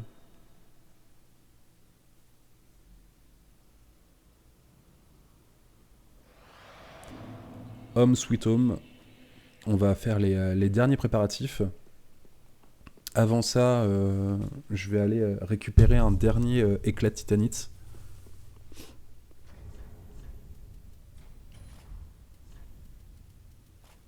Et en soi, c'est juste pour chercher un peu plus de dégâts, mais vraiment, c'est pas du tout nécessaire. Hein. Là, on le voit, je perds quand même pas mal de temps. Je vais perdre 1 minute au final en attendant que le brouillard disparaisse, refaire le saut de l'arbre.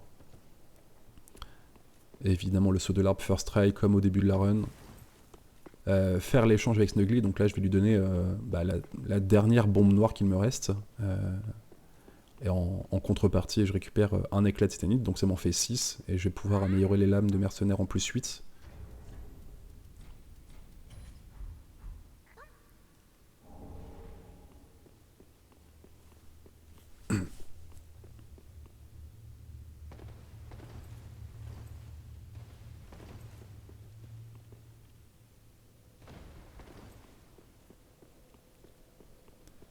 Et donc là, auprès de Mamie, on va lui donner les 2 cendres que j'ai pour acheter des fragments et des grands fragments. Donc 12 et 12. Hein. Et on va lui vendre l'intégralité des âmes qu'on a obtenues tout au long de la run. Ce qui nous fait quand même un petit cumul de 500 000 balles, hein, donc pas déconnant. Le demi-million. Et là, je pense que je souffle un peu intérieurement. Je sens que je suis pas rapide sur le menuing. Mais c'est pas grave. J'améliore les lames de mercenaires jusqu'en +8. Je lui donne l'anthracite pour pouvoir bien imprégner forcément les lames de mercenaires en tranchant.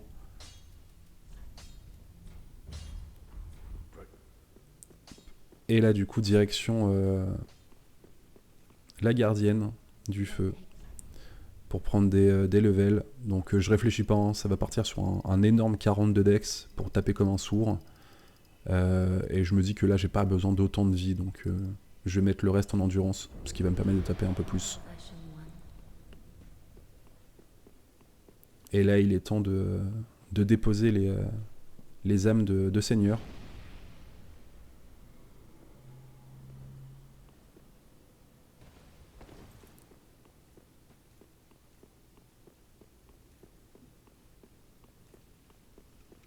Donc on commence par Aldrich, il me semble. Là, ça va être Lothric.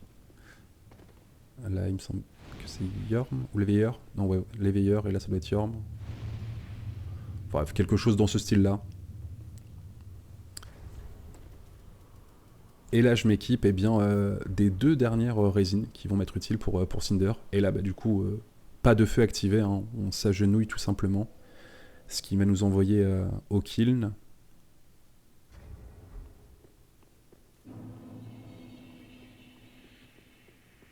Et transition un peu bizarre. Mais là, du coup, pareil, ce n'est pas un feu à allumer, c'est un feu où on se téléporte.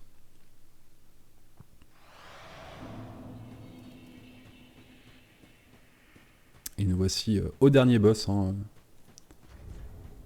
Soul of Cinder. L'âme des cendres.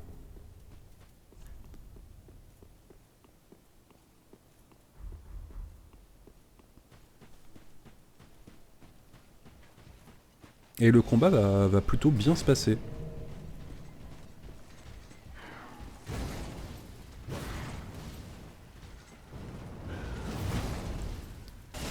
Au début, je suis pas hyper agressif, mais je vais l'être un peu plus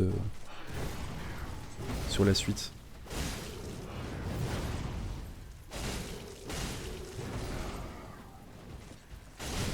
Donc là, je compte pour avoir le stun, et là, bah, forcément, on peut le DPS à fond. Là, j'ai la phase lance, et c'est cool, hein, parce que il est assez cool avec moi. C'est juste que là, je fais une erreur parce que je compte mal, et je pensais avoir le stun. Alors qu'en vrai, le stun était un coup plus tard, mais c'est pas très grave. Donc je me soigne, je fais pas gaffe à ma vie en fait, je pensais que ça me remettrait full life, mais évidemment plus du tout l'habitude d'avoir autant enfin une barre de vie aussi grosse.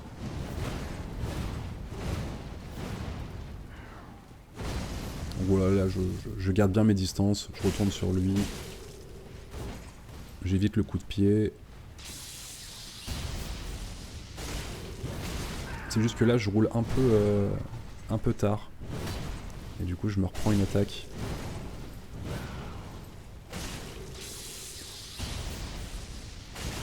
Donc là il est stun, donc pareil je peux bien le bourrer. Bon là malheureusement il me met 2 bons pieds-bouches là dans le visage. Et là c'est fini. Là il recule, il va vouloir incanter la foudre, sauf que c'est trop tard. Et voilà, le dernier boss est vaincu. Et là pour le coup le combat était quand même très rapide, hein. Évidemment. On a passé l'intégralité du jeu level 14, là on y va avec 50 niveaux de plus, donc ça se passe très bien. Donc je ne passe pas en NG+1, et là je quitte le jeu et on est à 1 minute 34, enfin 1h34 minutes et 35 secondes. Et donc voilà pour la fin de cette run. J'espère que ça vous a plu, merci d'avoir suivi, et peut-être à bientôt pour un PB.